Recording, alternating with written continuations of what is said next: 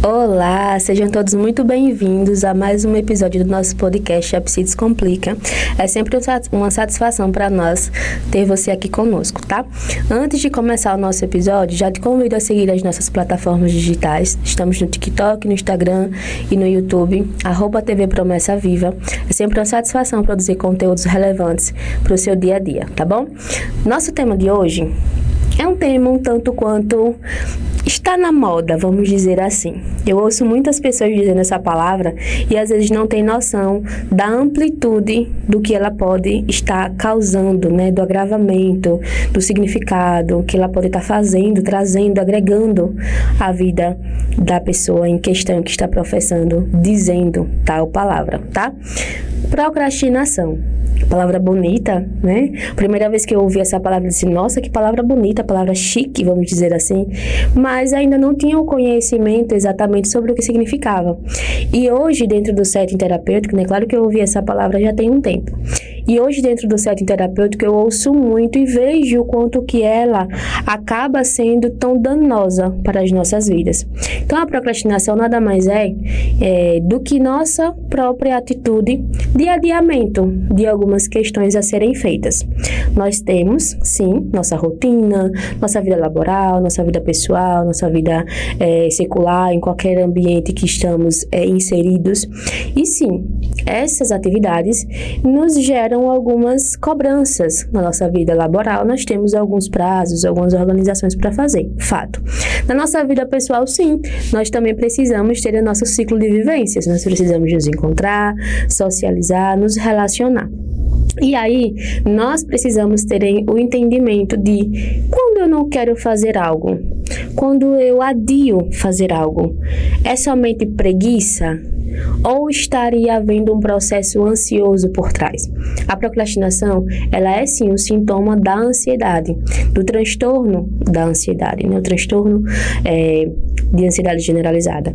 E aí, quando nós fazemos essa leitura sobre o sintoma dentro da vivência do paciente em questão, dentro do setting terapêutico, nós temos uma compreensão, fazemos uma análise de como aquilo está comprometendo, de como a procrastinação está comprometendo o rendimento da vida. Mas aqui eu quero conversar com vocês sobre se vocês percebem se em algum momento adiando algumas coisas importantes para ser feitas. Por exemplo, tá? Nós estamos aí com alguns concursos anunciados no nosso estado, e alguns já realizados, alguns em andamento. E aquelas pessoas que almejam ser um concursado, uma pessoa efetiva do serviço público, elas desejam muito. Por desejar muito, vem uma ansiedade, vem um processo ansioso ali. Por estar ansioso, eu olho aquele maravilhoso edital e eu me deparo com a quantidade de conteúdos que tem ali. E aí vem a primeira sensação, desespero. Vem o primeiro pensamento, não vou dar conta. E aí é interessante perceber que ao sentirmos o desespero, ao perceber que é muita coisa, nós vamos ficando cada vez mais ansiosos, cada vez mais evitando ler, cada vez mais nos afastando daquela realidade que precisa ser dada conta dos conteúdos, né? Aquisição de conhecimento. E quanto mais eu me nego a olhar aquilo ali, quanto mais eu me nego a sentar na minha mesa de estudos para dar o tempo necessário para estudar, menos tempo eu tenho para estudar. E logo depois eu fico com o processo ruminante de, poxa, eu tive tempo e não fiz. Poxa, era para ter feito e não fiz. Porque a procrastinação, ela é exatamente isso. É eu ter o tempo para desenvolver algo, mas a minha crença, os meus preceitos centrais, disfuncionais, as minhas crenças disfuncionais, elas entram em ação, elas trazem crenças limitantes como eu não vou conseguir, é muita coisa, não dá tempo, não é para mim, eu não tenho capacidade suficiente para adquirir tanto conhecimento em tão pouco tempo. Todos esses pensamentos automáticos vêm à tona, as crenças irracionais, as crenças disfuncionais, enfim. todo um processo ali que se retroalimenta, fazendo com que eu automaticamente busque a minha primeira atividade mais prazerosa.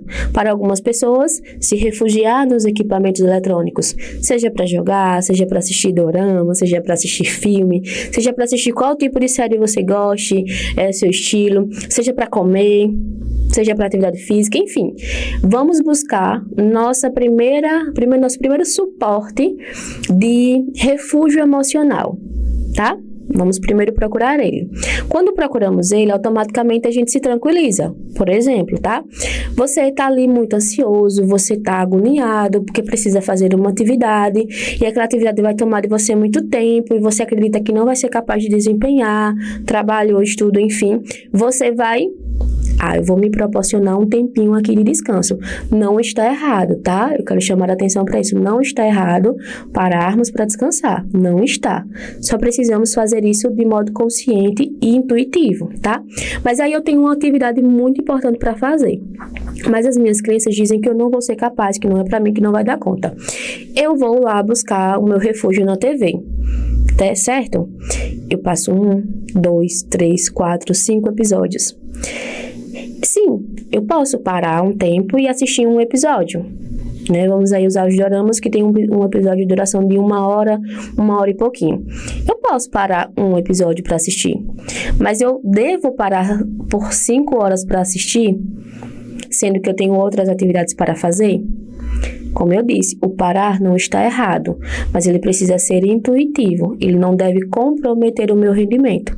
Porque se eu entro nesse ciclo de estar assistindo para fugir de algo que é a procrastinação, ou evitar fazer algo, eu tenho um comprometimento da minha vida, das minhas responsabilidades. Ou seja, isso vai me gerar mais angústia, mais ansiedade, porque eu não vou ter mais o tempo que eu tinha, mas agora ele está muito mais reduzido. Isso vai me desgastar muito mais, isso vai me colocar em uma situação de muito mais desconforto, tá? Então, a procrastinação, ela atua na nossa vida desse modo. Eu posso, sim, parar um tempo, descansar, é justamente uma das estratégias que a gente pede dentro do centro terapêutico para alguns pacientes. Para, descansa, desacelera. Mas se esse parar e esse descansar, ele está sendo refúgio para evitar algo que é importante para ser feito, que se tem um prazo, ou seja, está sendo um ato de procrastinar, fazer outras coisas que dão mais prazer momentâneo, e eu vou me realimentar daquilo constantemente, evitando aquilo que a minha cabeça diz que eu não sou capaz, aí eu tenho um comprometimento, tá? Então, eu preciso saber como fazer o meu processo de diminuição desse trabalho de procrastinação que eu estou fazendo naturalmente, para entender que sim, é possível desempenhar e entregar as atividades necessárias, concluir uma disciplina de estudo para um concurso, por exemplo. Vou usar o exemplo concurso como acabei de citar. Eu tenho um edital que contemplam 10 conteúdos específicos. Eu não devo me preocupar com os 10 conteúdos agora. O que eu tenho para estudar agora é português, certo? Vamos lá. Então, eu tenho algumas coisas básicas de português para estudar. Eu vou sentar para estudar português. Eu não devo deixar a minha mente me levar para as questões de conteúdos específicos, por exemplo, porque agora o meu tempo é para o português. E muitas vezes a procrastinação ela surge exatamente porque eu estou muito mais preocupado com tanto coisas que eu tenho para dar conta do que com o que eu tenho agora. E nesse processo eu não consigo visualizar o que eu adquiri de conhecimento. Eu não consigo perceber que eu consegui parar 2 horas para estudar. Por quê? Porque eu tenho muito conteúdo para dar conta ainda. E aí, se eu tenho muito conteúdo, eu vou fugir, eu vou procrastinar. Então, a procrastinação, ela precisa ser entendida. Que mecanismo é esse? Por que eu estou fugindo? Do que eu estou fugindo? Por que eu acredito que não vai dar tempo? Será realmente que eu não tenho capacidade? Esses são alguns questionamentos que nós precisamos fazer para nós mesmos, para entender o porquê que estamos procrastinando. O dia eu pretendo começar ali às 8 horas da manhã com as atividades, certo? Mas eu acordei às 7 e já estou ansioso pelo tanto de coisa que eu tenho para dar conta durante o dia. Automaticamente eu vou buscar os meus equipamentos eletrônicos. E eu sempre costumo dizer, o Instagram, TikTok, qualquer plataforma é o ralo do nosso tempo. Você pode entrar para ver um Reels, quando você menos perceber, passou 1 hora e você nem se deu conta do tanto de rapidez que é estar ali dentro, quanto que você fica imersa. Então era um tempo que sim, você tinha, mas você, por pensar que não daria conta durante todo aquele dia, você se refugiou em algo que te dá um prazer momentâneo, mas que te rouba de você mesmo e que lá na frente traz uma consequência, porque você vai achar que não é tão produtivo, que não é capaz, que não é para você, e enfim, reforça-se as crenças de insuficiência aí. Então o que eu trago para você é, a partir de agora, todas as vezes que você se perceber diante de uma atividade, diante de uma situação, uma coisa para desempenhar, algo para fazer, e percebe que fica um pouco mais ansioso, um pouco mais inquieto com o tamanho da atividade que tem para realizar, se questione. Que desconforto é esse que você está sentindo? Que pensamento automático é esse que está vindo? Opa, identifiquei. Beleza. O que eu faço agora? Agora eu faço o trabalho consciente de eu não preciso me preocupar com isso que vem depois. O que eu tenho para fazer é isso agora. O que eu tenho para desempenhar é isso agora. O depois virá no seu tempo, tá? Então, precisamos parar de antecipar coisas que não são para esse momento, que, consequentemente, estão nos roubando do momento agora. O que nós temos é o agora, o que nós temos é o hoje. O amanhã não nos pertence, assim como o ontem não nos pertence mais. Então, a procrastinação precisa ser diminuída, sua força precisa ser cortada, tá?